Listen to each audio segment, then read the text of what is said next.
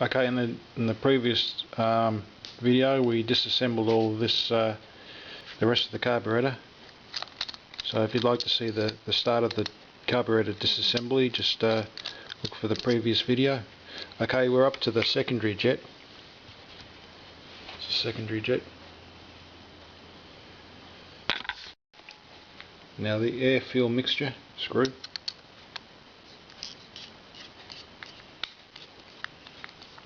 These are all these are brass, so just be careful you don't damage them.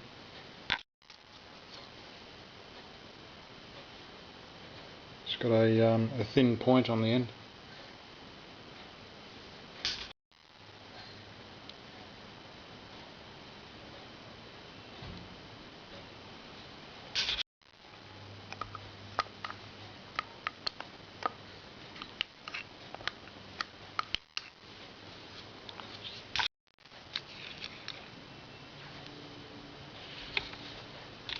So I'm confident that there's no blocked jets or any type of blockages in this carburetor. I'm just doing this work just to be on the safe side, just while I've got it out of the bike. So now what I'm going to do is just use this carburetor cleaner.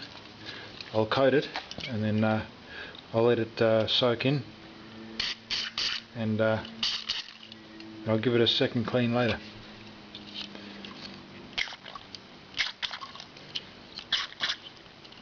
So what I'm going to do now is go and grab some eye protection, because this stuff no doubt would sting a lot. There you go, and that flew straight in direction of my eyes, so that was a pretty good move. So you just find any of the jets that you can find. I know what that screw is. That spring is. That's from the air-fuel mixture, idle air-fuel mixture.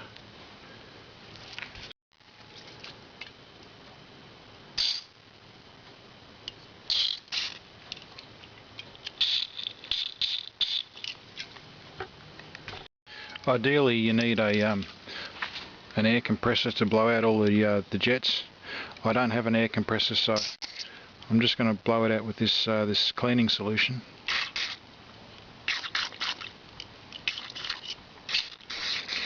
Just let it soak.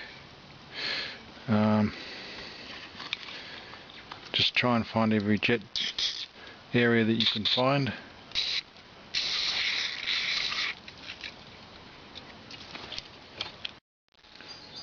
This is the choke body. It's fairly dirty. It hasn't been cleaned out yet.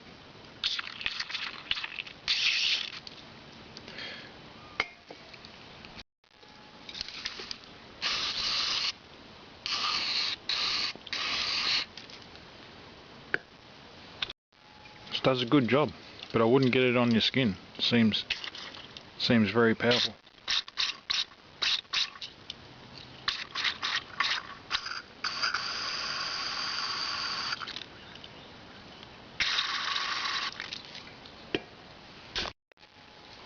So this hole here, that goes through to the other side here. This seems to go to the secondary jet, to there.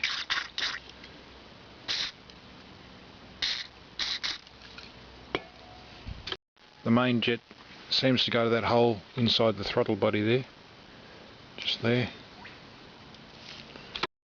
That's the VOES, inlet airflow sensor connection. That hole there, that just goes straight into the throttle body.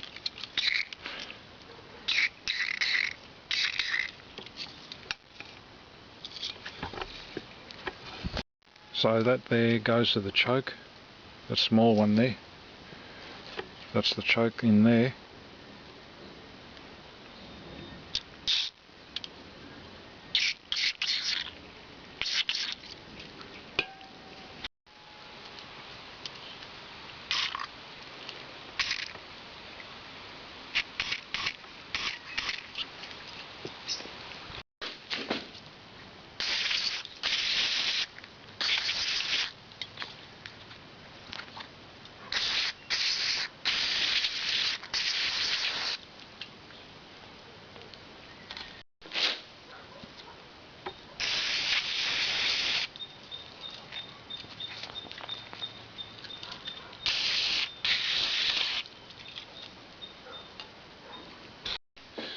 This is the the choke cable. It's very carbon fouled,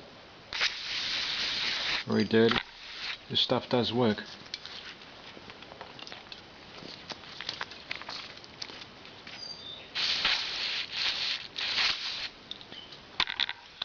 Now this did fall out, and I'm pretty sure that it goes down there in that hole down there, so I've just got to relocate that. Yeah, that's where it goes. It fits over that that there properly. Okay, so just be careful of this. This did fall out onto the ground. I just happened to notice it underneath where I was cleaning. This is the needle jet holder. It's got it can be installed incorrectly. The larger side, or the wider side, that side, I'll try and position it down so the larger side slips into here, into the larger hole, larger of the two. So with the longer and thicker side down, like that, and then the main jet screws down on top of that.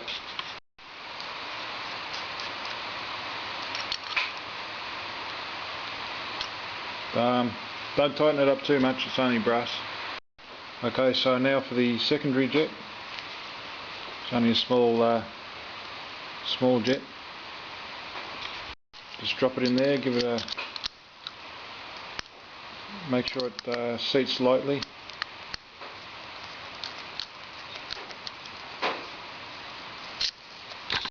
Now for the air fuel mixture screw.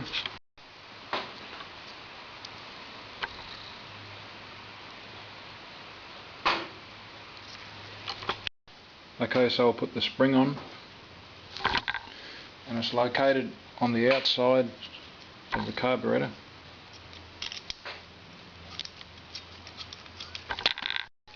Okay, so we'll screw him in until he very lightly seats, so you can just feel him bottom out, and a bit more.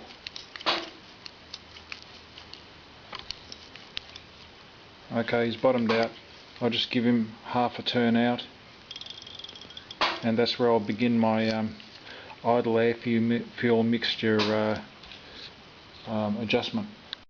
I'll put the fuel valve with the rubber point facing down. So that's the underneath of it, that's the top, so we'll spin him over, and that little handle there, that slips over that small metal bar there, and that valve sits in that hole there. Put the retainer in, so it's sticking out there, and I'll need to drive it through that hole there, so I'll just get these pliers and just push it in like so. So I've got that new adjustment now, so we'll see how that goes. You can see that the line's sort of down a bit at the front. Don't know whether that'll show up or not.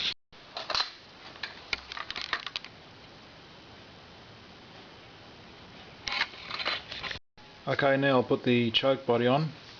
That just slips into that hole there,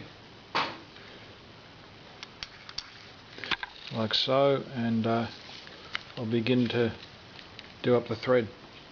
Just a small plastic type of screw. A bit of lubrication on him, and just a reminder to protect your eyes if you're going to use this chemical cleaner, carburetor cleaner.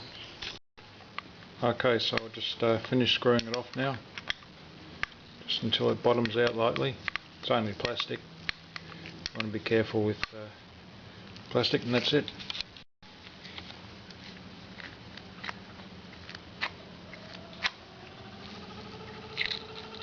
No worries. Put the diaphragm in. It only goes in one way. For instance, it won't go in that way, so can't really lose with that one. Just get that lined up inside there. Probably not going to show up on camera, but Have to thread it through that hole. That's it.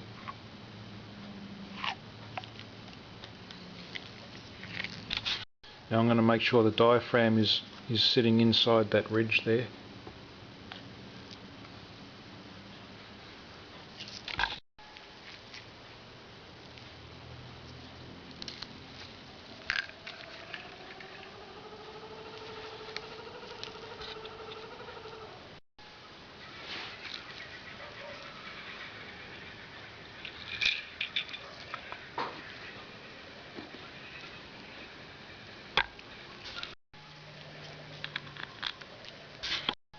Okay, I'm going to put this small rubber boot around this area here, like so. This just slips up from underneath, from the carburetor body side and out. So just like that. So now we're just going to line it all up. That slips into here, into that hole there, the top. So just try and line it all up and attach the bowl. Goes something a little bit like that.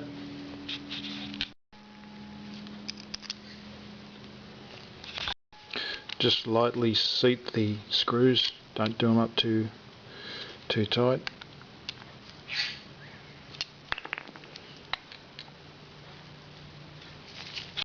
So that's it, it's ready to be put back on the bike. Always keep a manual of the bike you're working on. This paid for itself today. That bit that fell out that sits in front of the main jet. I probably would have had great difficulty finding where that went, and I was able to find it in a matter of minutes with this manual. Okay, so the carburetor's attached to the bike, the fuel line's on, the choke's been routed out to the other side where it should be, throttle cable's connected, and it's good to go. So the air filter assembly has to be attached for the carburetor to be properly attached to the engine, because at the moment the carburetor is only sitting in a rubber gasket on the inlet manifold. But what I'll do now is I'll just turn on the fuel and see if we get fuel to the carburetor. Okay, the fuel tap's on the off position. I'll turn it to the on position. Okay, so we're getting fuel delivery straight to the carburetor. Maybe because the bowl was empty. Okay, you may be able to see there that I've taken the line off and taken all the fuel out of it. It's empty, so now I'll turn it on and see what happens. Okay, so the fuel line is empty. So I'd say that that's normal for the fuel line to be empty, and only the amount that the carburetor lets in is used by the engine. Okay, so let's start it up and see if it runs any better. I've never run a bike with see-through hose on it before. I've never actually seen how it operates and what the inside of the fuel line looks like while the bike's running.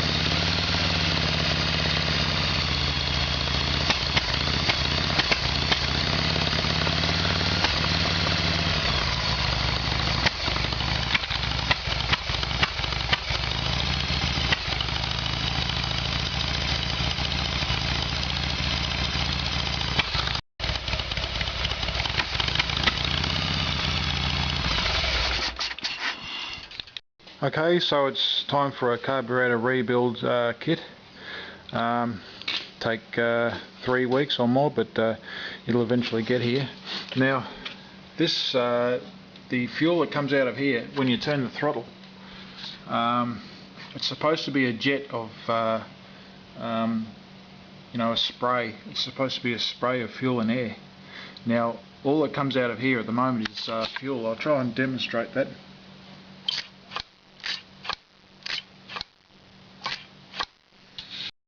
Yeah, so anyway, we'll try a carburetor rebuild kit. Some of the diaphragms are warped and bent and probably need replacing, so that's the next thing to try.